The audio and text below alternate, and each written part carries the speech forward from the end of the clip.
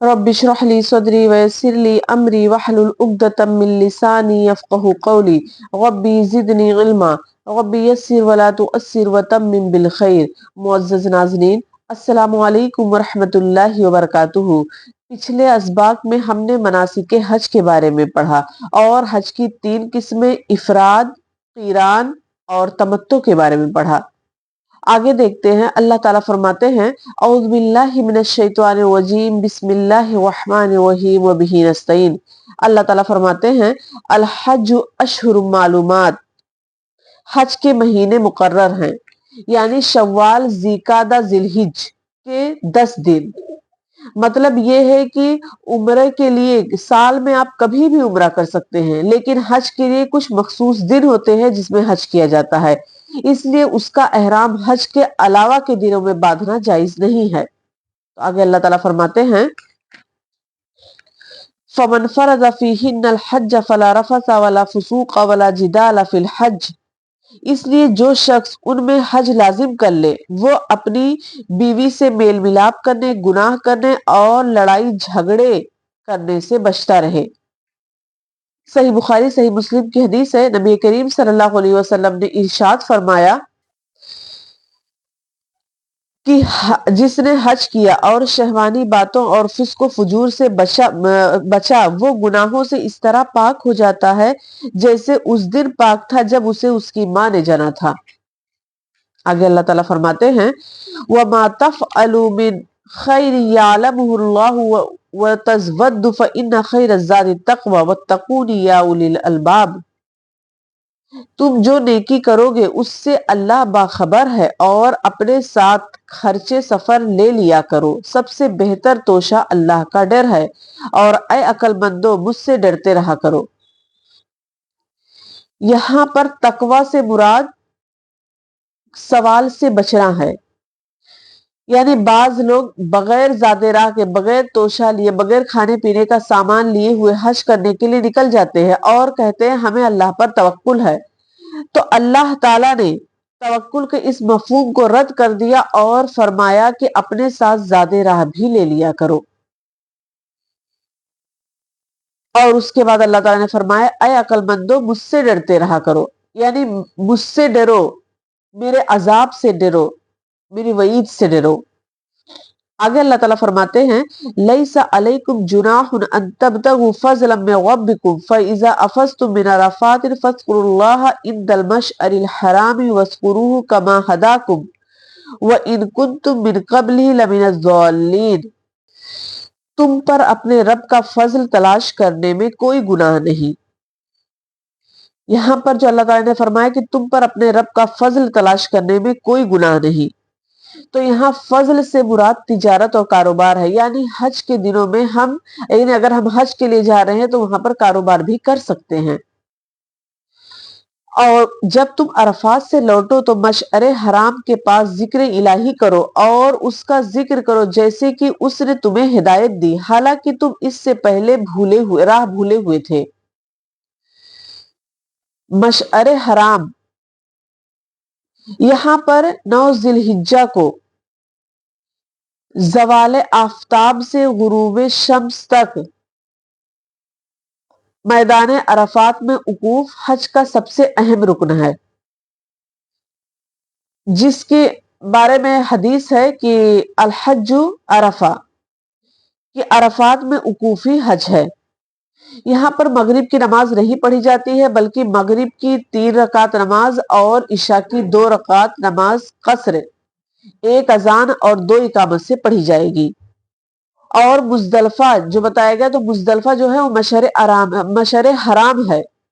मशअरे हराम को ही मुजदलफा कहा गया है क्योंकि ये हरम के अंदर है, और यहाँ पर जिक्र इलाही की बहुत ज्यादा ताकीद की गई है कि यहाँ पर अल्लाह का जिक्र करो और यहीं पर ही रात गुजारनी होती है। उसके बाद सुबह में अव्वल वक्त में फजर की नमाज पढ़ के वहां पर भी फिर जिक्र इलाही करना है दिन रोशन होने तक, और तुलुए आफताब से पहले ही मिना के लिए रवाना हो जाना है। फिर उसके बाद अल्लाह ताला फरमाते हैं, सुम्मा अफीज़ु मिन हैसु अफ़ाज़ अन्नासु वस्तगफिरुल्लाह इन्नल्लाह गफूरुर रहीम। پھر تم اس جگہ سے لوٹو جس جگہ سے سب لوگ لوٹتے ہیں. یعنی جو مذکورہ بالا ترتیب بتائی گئی ہے کہ عرفات جانا، وہاں پر وقوف کرنا اور پھر وہاں سے وقوف کر کے واپس آنا ضروری ہے. لیکن عرفات چونکہ وہ حرم سے باہر ہے اس لیے قریش مکہ عرفات نہیں جاتے تھے، صرف مزدلفہ سے ہو کر واپس آ جاتے تھے. تو یہاں پر تاکید کی گئی ہے کہ تمہیں عرفات تک جانا ہے، وہاں پر وقوف بھی کرنا ہے، وہاں پر ٹھہرنا بھی ہے.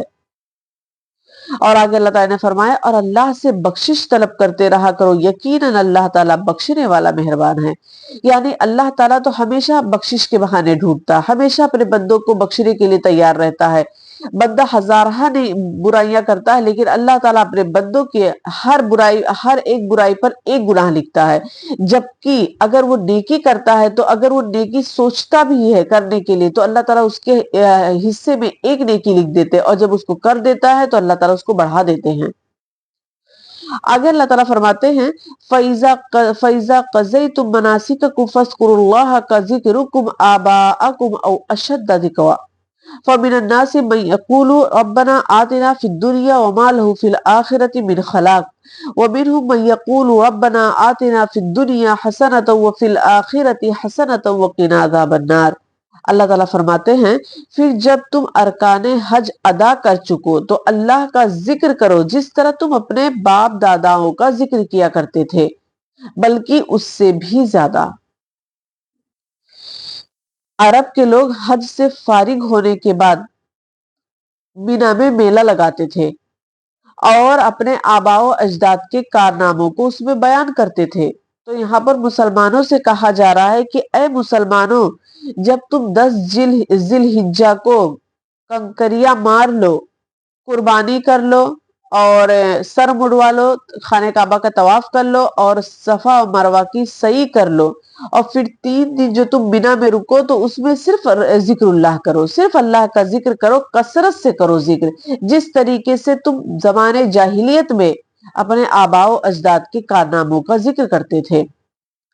اس کے بعد اللہ تعالیٰ فرماتے ہیں کہ بعض لوگ وہ بھی ہیں جو کہتے ہیں کہ اے ہمارے رب ہمیں دنیا میں دے، ایسے لوگوں کا آخرت میں کوئی حصہ نہیں. اور بعض لوگ وہ بھی ہیں جو کہتے ہیں اے ہمارے رب ہمیں دنیا میں نیکی دے اور آخرت میں بھی بھلائی عطا فرما اور ہمیں عذاب جہنم سے نجات دے. تو یہ وہ لوگ ہیں جن کے لیے ان کے اعمال کا حصہ ہے اور اللہ جلد حساب لینے والا ہے. یہاں پر مومنین کا تذکرہ پہلے تو یہ بتائے گا کہ کچھ لوگ ہیں جو صرف دنیا ہی دنیا مانگتے ہیں، آخرت سے ان کو کوئی لینا دینا نہیں ہے، تو ان کے لیے دنیا ہی سب کچھ ہے اور دنیا میں ہی ان کو سب کچھ دے دیا جائے گا، آخرت میں ان کا کوئی حصہ نہیں ہے. لیکن یہاں ہمیں اللہ تعالیٰ دعا سکھا رہے ہیں کہ میرے بندو مجھ سے اس طریقے سے دعا مانگو. تو جو لوگ یعنی مومنین جو ہوتے ہیں وہ دنیا کے ساتھ دنیا میں بھلائی چاہتے ہیں اور آخرت کی بھی نیکی چاہتے ہیں. یعنی وہ اپنے رب سے یہ دعا کرتے ہیں اللہ ہماری دنیا بھی اچھی کر دے اور آخرت بھی ہماری اچھی کر دے، یعنی ہمیں دونوں جہان میں کامیابی اور کامرانی عطا فرما اور وقنا عذاب النار، اور ہمیں عذاب نار سے، جہنم کی آگ سے بچا لے. تو یہ مومنین کا کام ہوتا ہے جو دنیا بھی مانگتے ہیں اور اللہ تعالیٰ سے آخرت بھی مانگتے ہیں. اور یہ دعا نبی کریم صلی اللہ علیہ وسلم اس دعا کو کثرت سے پڑھا کرتے تھے. تو ہمیں بھی زیادہ سے زیادہ اس دعا کو پڑھنا چاہیے، یعنی ہر نماز میں جب دعا مانگے تو ہمیں اس دعا کو ضرور بھی ضرور پڑھنا چاہیے. ربنا آتنا فی الدنیا حسنۃ وفی الآخرۃ حسنۃ وقنا عذاب النار، اس دعا کو ہمیں لازم پڑھنا چاہیے.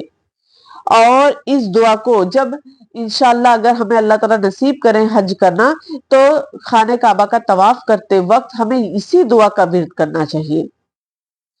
اور رکن یمانی اور حجر اسود کے درمیان اس دعا کو پڑھنا مسنون بتایا گیا ہے. اس کے بعد اللہ تعالیٰ فرماتے ہیں کہ وَاذْكُرُوا اللَّهَ فِي أَيَّامٍ مَّعْدُودَاتٍ فَمَن تَعَجَّلَ فِي يَوْمَيْنِ فَلَا إِثْمَ عَلَيْهِ وَمَن تَأَخَّرَ فَلَا إِثْمَ عَلَيْهِ لِمَنِ اتَّقَى. وَاتَّقُوا اللَّهَ وَاعْلَمُوا أَنَّكُمْ إِلَيْهِ تُحْشَرُونَ۔ اللہ تعالیٰ فرماتے ہیں اور یہ وہ لوگ ہیں جن کے لیے ان کے اعمال کا حصہ اور اللہ جلد حساب لینے والا ہے، اور اللہ کی یاد ان گنتی کے چند دنوں یعنی ایام تشریق میں کرو۔ یہاں پر اللہ تعالیٰ نے فرمایا ایام تشریق۔ ایام تشریق سے مراد کیا ہے؟ تو ایام تشریق 11، 12 اور 13 ذی الحجہ کو ایام تشریق کہتے ہیں، اور اس میں زیادہ سے زیادہ ہمیں تکبیرات کا اہتمام کرنا چاہیے، اور صرف فرض نماز میں ہی نہیں بلکہ ایسے بھی ہر وقت ہمیں ان تکبیرات کو پڑھنا چاہیے۔ وہ تکبیرات کون سی ہیں؟ اللہ اکبر لا الہ الا اللہ واللہ اکبر وللہ الحمد، اور جمرات میں یعنی کنکریاں مارتے وقت بھی اس دعا کو پڑھنا، اس تکبیر کو پڑھنا مسنون بتایا گیا ہے۔ اور اللہ تعالیٰ فرماتے ہیں 2 دن کی جلدی کرنے والے پر بھی کوئی گناہ نہیں، اور جو پیچھے رہ جائے اس پر بھی کوئی گناہ نہیں۔ 2 دن کی جلدی کرنے والے پر کوئی گناہ نہیں، یعنی یہاں پر جو رمی جبرات ہے، یعنی جبرات میں کنکریاں مارنا 3 دن افضل ہے، 11، 12 اور 13 کو۔ لیکن اگر کوئی شخص صرف 2 ہی دن کنکریاں مارے، یعنی 11 اور 12 کو ہی مارے اور تیسرے دن نہ مارے اور پھر وہ منا چلا جائے، تو پھر اس کے اوپر بھی کوئی گناہ نہیں، یعنی وہ ایسا کر سکتا ہے۔ اور آگے اللہ تعالیٰ فرماتے ہیں یہ پرہیزگار کے لیے ہے، اور اللہ سے ڈرتے رہا کرو، جان لو کہ تم سب اسی کی طرف لوٹائے جاؤ گے، اسی کی طرف جمع کیے جاؤ گے۔ بے شک ہمارا ایمان ہے کہ ہم اللہ کی طرف یعنی مرنے کے بعد ہم اللہ ہی کی طرف لوٹائے جائیں گے، اور ہمیں اپنے تمام کرتوتوں کا حساب دینا ہے۔ جو ہم دنیا میں کر کے گئے ہیں ہمیں ان تمام چیزوں کا اللہ تعالیٰ کو حساب دینا ہے۔ آخر میں اللہ تعالیٰ سے دعا ہے کہ اللہ تعالیٰ ہمیں کہنے سننے سے زیادہ اس پر عمل کرنے کی توفیق عطا فرمائے اور ہمارا خاتمہ بالخیر کرے، آمین۔ وآخر دعوانا ان الحمد للہ رب العالمین، والسلام علیکم ورحمۃ اللہ وبرکاتہ۔